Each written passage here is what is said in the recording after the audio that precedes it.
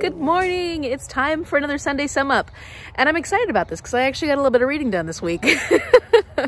It's been a good time. I've been keeping the stress monsters at bay still, and school has been going well. I've been managing my time very well, and so that's nice. So things are going well on that front. I've got 3 books to give you reviews about, so I'm going to be doing that here in a few seconds. But I also wanted to let you know, as far as my battle for the children's books, I am going to continue doing that, but I'm actually going to do a separate video for that because I've got quite a bit I want to go in this Sunday sum up, and it would just be a really long video. So stay tuned for the children's battle picture books. That'll be in a separate video coming out hopefully Monday. Time for editing has been a little minimal lately because I've been reading more. So like either I can read more or I can edit more, and it seems to be that it's hard to do both. So before I get into those 3 reviews, let me tell you what I'm currently reading, I'm currently working on. I am making progress on Mad Ship. So yes! Magda Shell, you better be proud of me. I'm doing it. So I had made a plan to read at least 48 pages a day of Mad Ship every day until the end of the month. And if I read a little bit more each day, that's great. But my goal is I have to read 48 pages, and I've been sticking to it. So I'm a third of the way through that. I'm continuing to make it through. I'm gonna make it through.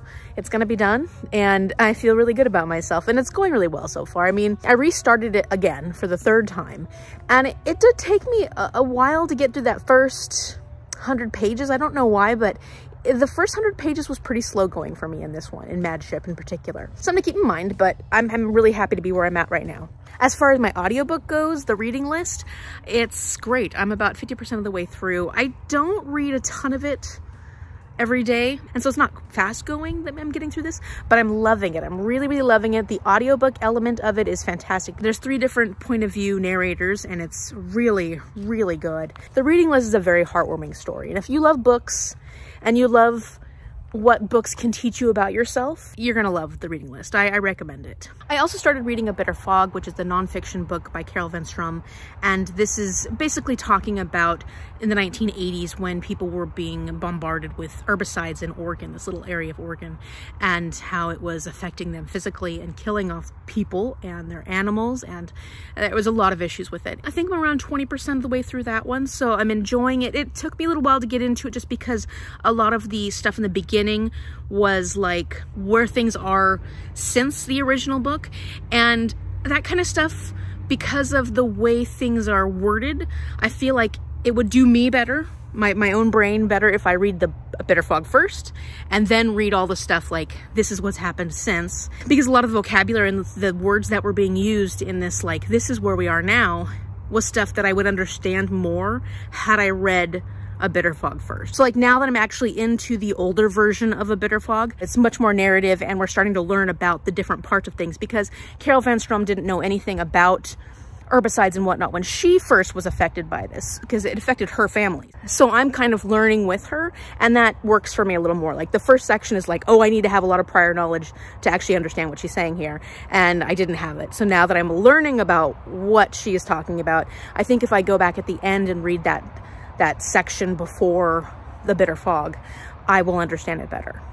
Okay, so that's basically what I'm reading at the moment. So I'm gonna give you my 3 reviews now, and I'll come back to you in a little bit and we'll talk about some other things. I did it! I finished it! Finally! I finally finished The Battle for Christmas by Stephen Nissenbaum. I finished this yesterday on the 16th of January, and oh, what a relief. And I don't mean to say that I didn't enjoy this, because I'm gonna give it a 4 stars, and I know that I give a lot of 4 stars out, and I just realized that I think a lot of books are really good. So yeah, I think a lot of books are really good, and that's why I give so many 4 stars out. Maybe I just know how to pick books that I'm gonna enjoy. I don't know. But this was fascinating, and it was a piece of history that I found really interesting, and it was fun to get into a history nonfiction, because I don't think I've read any pure history nonfictions in a while. And granted, there were moments of this that were very repetitive. I mean, it was written by an academic, and you can tell that it was written by an academic when you read it, because there were some sections where he quoted himself in other sections of this book. Since there was sort of a dearth in evidence for this time period for this particular subject, it's it's not surprising that he used his own evidence multiple times. Now, that can get repetitive, so if that's something that really bothers you, then this may not be the best book for you. It was so good in some ways, and I really like the ultimate goal he was trying to reach, which was showing how the origins of Christmas have pretty much everything to do with class, high class versus low class. And he uses multiple examples. He starts out using examples in the US, but pulled from the vassalage period of the UK, and then how that came into the US. And of course, the Puritans were really, really against Christmas and why they were so against it. And then how that changed in the urban areas, the cities, New York, Boston, Philadelphia. He talks a lot about those cities and the relationships between the wealthy people and the poor people, and how even at that time, they were constantly romanticizing this tradition and all the elements of Christmas that were nostalgic to them. But it was brand new at that time. He calls it invented tradition, because they're romanticizing this throwback to the old days, when the old days were the same time. So this idea that we now look back to the old days for what Christmas really truly meant is what they were doing back in the 1800s, the mid 1800s. And then of course he talked about the antebellum South during that time and how there were parallels to all the ways that the poor and the wealthy celebrated Christmas, including how people who were enslaved celebrated Christmas at that time versus how the slave owners celebrated Christmas at that time. And that's the part that I felt, I was a little nervous, because I'm like, okay, this is a white guy talking about this. It could be done really poorly, but I felt like he really took it from an academic standpoint. Is it perfect? No, but this was written in 1996. And one of the things that did bother me a little bit, but mostly just because I don't like hearing this, is the author used a few terms that we wouldn't use today about people with disabilities, but terms that would probably be used fairly commonly in the 1990s, and not saying that that's okay, just saying that you got to think about when this was written. I did think it was much more interesting that he added a much broader scope of the American culture in looking at how these traditions of Christmas were formed. One of the funny things that I thought was really interesting that he really tries to make a point in this is that we're always thinking like, oh, I really want to take Christmas back to the time when it wasn't commercialized. But Christmas was formed on the concept of commercialization. Like, it was formed at the time and with a character, Santa Claus, that represented commercialization. And all the things we say nowadays, like, yeah, it's just so stressful to have to think about buying gifts for different people, and it just costs so much money, and it should be more about the thought that counts. Like, all these things we say now about Christmas and the problems with how materialistic it is are the same things they were saying in 1820, 1830, 1840, 1850. Like, it's the same stuff. Like, it's this, you're hearing things that we say today in the voices of the people who were there when it started. So, I mean, it's fascinating. And so I thought it was a fun read if you are interested in nonfiction and you can handle a bit of academic talk. I would recommend The Battle for Christmas by Stephen Nissenbaum. This was a fun read. And the other book that I finished yesterday, the 16th of January, is Wires and Nerves by Marissa Meyer. This is the graphic novel that is from Aiko's perspective. She is the android that we meet in the Lunar Chronicles. And this is continuing the story after winter. So in the Lunar Chronicles, you have a series of books. The last book in the series is Winter. This follows that directly. So if you're curious about what happens after everything goes down in winter, then I would pick up this graphic novel. And this does leave you on quite a bit of a cliffhanger. So it's not like you can just read this and never read the second graphic novel, which I haven't started yet, but I'm hoping to get to this month. I just want you to know that this is not going to be satisfying on its own. So I'm gonna give this one a 4.25 stars. I wasn't thinking I was gonna rate it that highly when I first started reading it, because it took me a little time to get into it. I just was not as excited about the beginning of this book as I wanted to be. You know, I had high hopes because I love the series so much. So I was thinking, oh my gosh, I'm gonna love this. And then the first little section of it, I was like, not as interesting. And I do love Aiko, but I just wasn't getting into it yet. But then about a third of the way into it, it really starts getting good, and you really start feeling like you're sitting back in with the characters that you love so much and enjoying the story, and then feeling Marissa Meyer's writing more. And that may be the difficult part of it, is that this was created in graphic novel. So obviously you're not going to get as much of that writing that you may have enjoyed in the Lunar Chronicles, because you've got a lot more images. Oh, and this also, I should say, the art was by Doug Holgate. And so it's a very interesting art style, because it's all in like blues and black and things like that. It does get progressively better. And I loved it at the end. I was back in this world that I really loved. It just took me a little time to get back into it. I recommend it if you are a fan of the Lunar Chronicles. If you haven't read the Lunar Chronicles series, I mean, I guess you could read this, but it spoils so much about the series, the Lunar Chronicles series. So I would say read the Lunar Chronicles series first, and then get to Wires and Nerves, because this is definitely a continuation of that series. The art was very unique, and I did enjoy it in the end. There were a few times that it was difficult, because I have certain images of these characters in my mind, and then the art style in this wasn't quite what I envision when I think of these characters. So it was like, okay, it took me time, but it was that ride that you love when you start reading a Marissa Meyer book.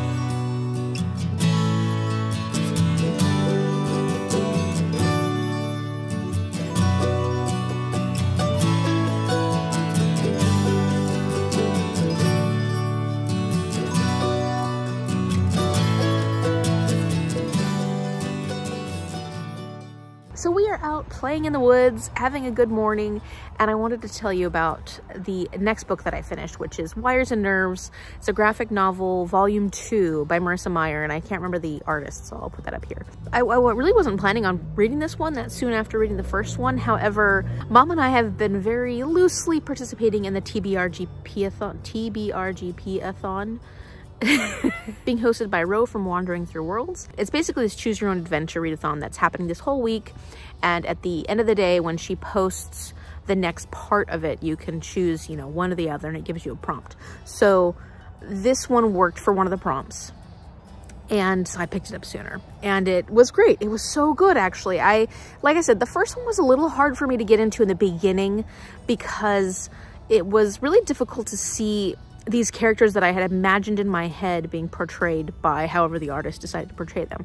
And so even though I ended up really loving the first graphic novel, it took me a while to get into it. But the second book, of course, is just a continuation of the first one. So I'm already in there. I'm already there. I'm already with these characters, and I'm loving it, and I'm seeing where the story's going. And the first story ends off on quite a bit of a cliffhanger. So it's not even like you're reestablishing anything. You're just kind of moving on from where it ended. And it was so good. It was so good. In fact, I'm going to give it a 4.75, which for me, if you know my experience with graphic novels, this is surprising. The emotion and the feeling and the voice was great in this one. It was being voiced from Aiko, who is the android character that we get to know in the books, but you don't really get to hear as much from her directly in the books. And so it was nice to get her perspective in this graphic novel series. And I've got to tell you, it was fun reading from Aiko's experience. But then also, it was so cool how Marissa Meyer was able to capture her voice and the voice of all these characters really well, even in graphic novel form. And just getting to see the continuation of the story was just so much fun. Like, I don't know why I enjoyed it so much, because I enjoyed this even more than some of the books in the series. But I think it's because I'm so familiar with the series at this point. I'm so familiar with the world. I'm so familiar with the characters. And so it's almost like I enjoy it more and more as I go along, because I just have so much comfort with these characters. You know what I mean? I hope that makes sense. So it was great.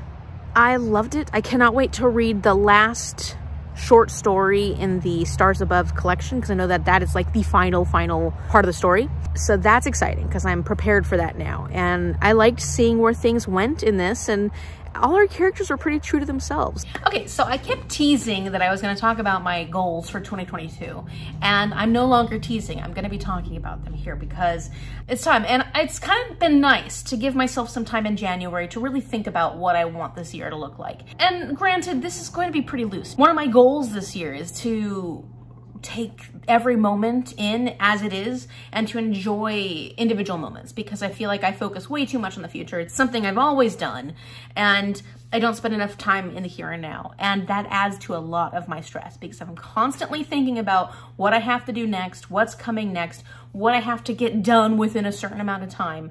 Then I'm just a bundle of stress, and I feel like I get nothing accomplished, and then I don't actually appreciate the things that I'm accomplishing.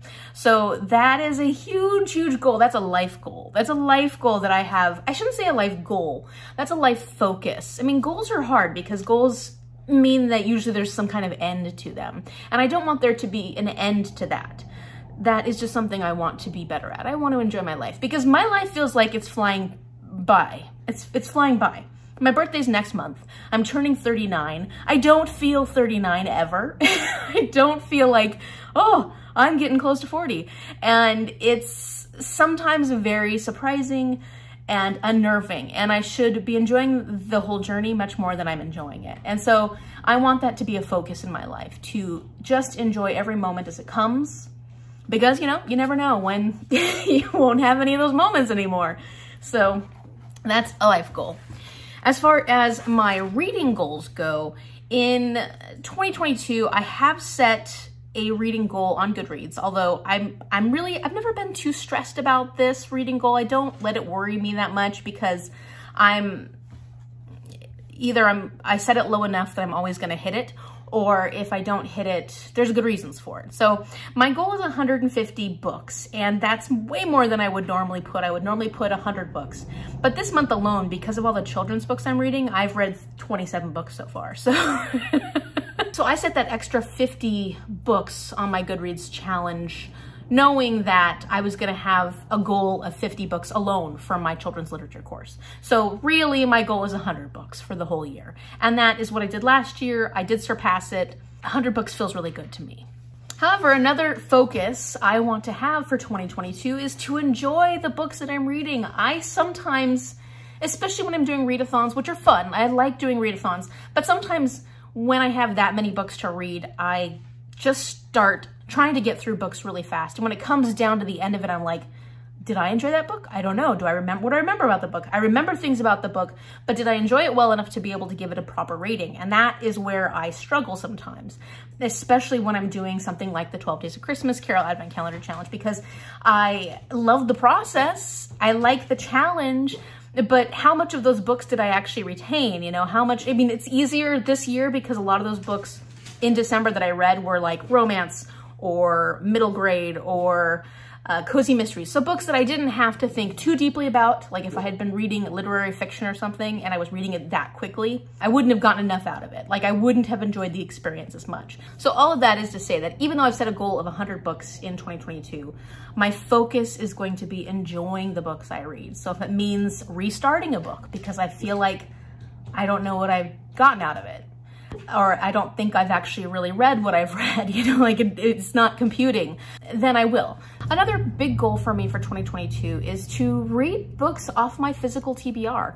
Now, I'm not a huge purchaser of books. If I could, sure, it's fun. I love books, and you can always get a lot out of purchasing books because they're yours and you can reread them and enjoy them. I tend to not want to buy too many books until I've actually read them once through, and then I go, oh yeah, I really love that book, I want to buy it. But that's just personal. That's just the way my brain works.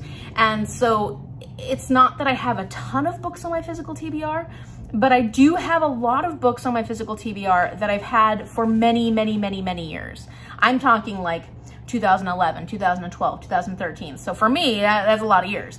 There's a lot of them that I'm not even sure I want to read. So I want to try and get through these physical books. And if I don't want them, I want to send them off into the world so somebody else can enjoy them. And that is going to be a focus of my TBR game this year, is trying to get to those books. I mean, I may not do it perfectly every time, but I'm going to try really hard. Bring in less library books, which seems weird because it is a library, but when I'm only reading library books, I'm not actually reading my physical books. When I have a TBR that has library books and physical books on it, I tend to make the library books always a priority because I know I have to send them back. Whereas I never make those physical books a priority. So that's a problem for me because I'm not actually getting through these books. I'm not actually clearing space on my shelves so I can bring in new books. Because I do have a lot of books I would like to have in my life, especially books that I've read that I've loved, but I just don't have much space anymore. So I gotta get through some of these books. So that's a goal. And there are 3 ways that I'm planning on getting through that. One is my TBR game. I've got quite a few prompts this year that will allow me to pick books from my physical TBR, and I'm gonna focus on trying to pick books from my physical TBR.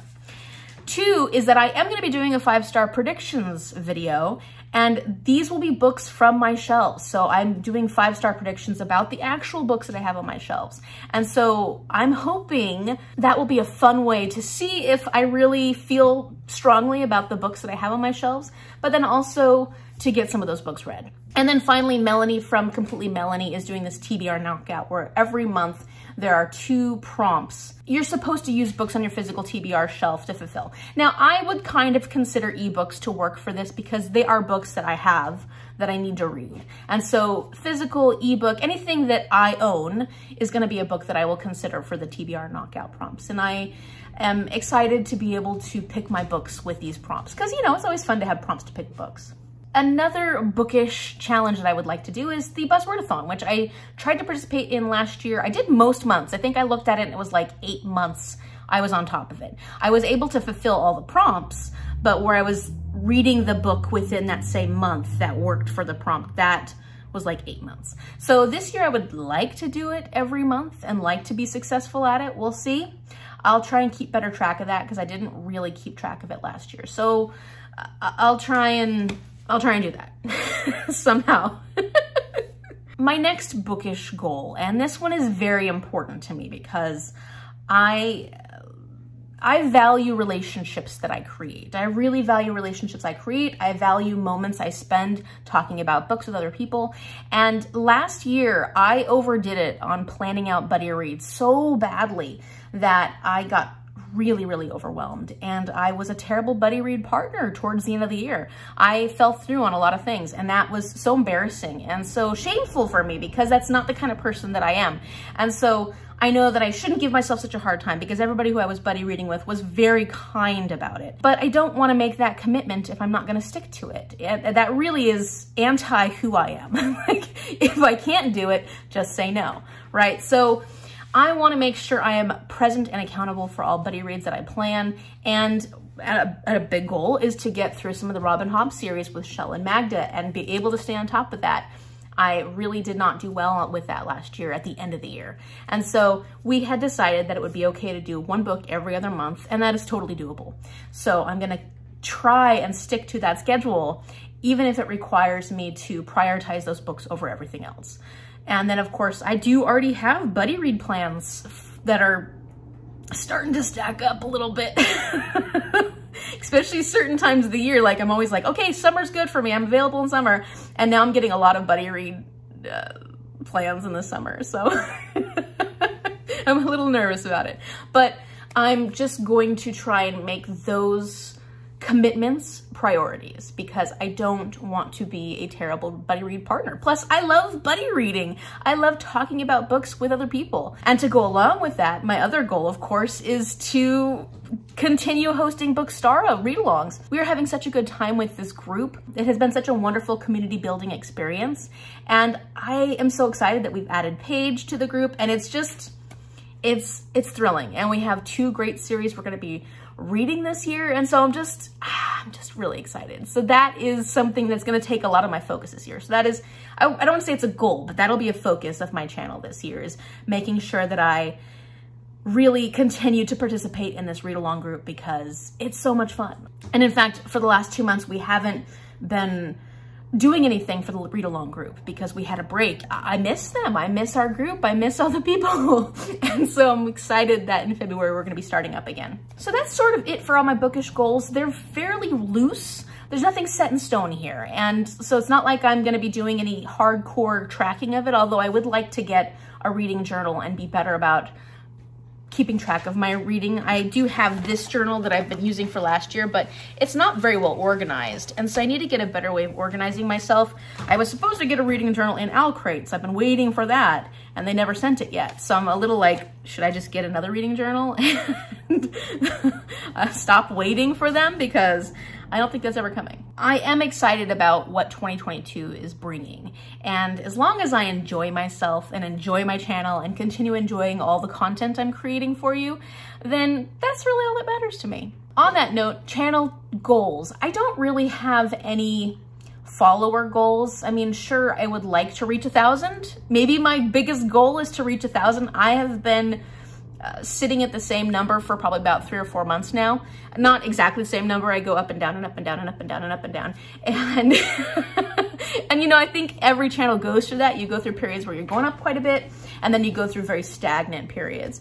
And so it would be nice to hit 1,000. So if you are new to my channel and you have not yet subscribed, please subscribe. I would love to have you as part of my community. We have a lot of fun here. For my channel goals, there's really only a couple things that I would like to do more of at the moment. And that is, I want to do more secret TBRs. I really love watching those kind of vlogs where you don't know what they're planning on doing, but they've got themed vlogs, and it's really fun to me. Those are one of my favorite types of videos to watch aside from TBR games. And I have a lot of ideas, and it's just that I never make time to get those particular books on my TBRs. And so that was kind of one of the goals for making my TBR game easier, is that I would be able to get more of those special books onto it, hopefully. It worked out in January, and I think it'll be working out for February, because I do spin in advance. So I think we're looking good. And then hopefully I'll be able to get my first secret TBR out come the very beginning of March, fingers crossed. That's my game plan. So it's something I want to just do a little bit more of. Have a few more this year. That's really the goal. The other thing is that I do enjoy reading sprints. I don't participate in them very often, but when I do, it's usually for the Bookstore read-alongs, and it's always a great time. And in fact, what I like about them so much is that you are live and you're interacting with your followers or with subscribers or with other people, other booktubers. And it's a great time to just chat about books, have a bit of that interaction, and I want to do more of that. I like the productivity that comes with reading sprints, but I also like getting to know you better. And so I would like to try and do at least one reading sprint a month on my channel. Come February, it's gonna be for Bookstore read-alongs, but then the next month I'd like to try and do some kind of reading sprint on my channel. Maybe I'll have guests, maybe I won't. It's just one of those things where I want the opportunity to talk to you more, because in my videos, you get to hear from me. I never get to hear from you, except for in the chats, which is nice, but it would be fun to have some conversations. So I am hoping to be able to do that a little bit more this year. No major promises from me. I think once a month is doable, so that means I should try and get one here in January, shouldn't I? I'm running out of month.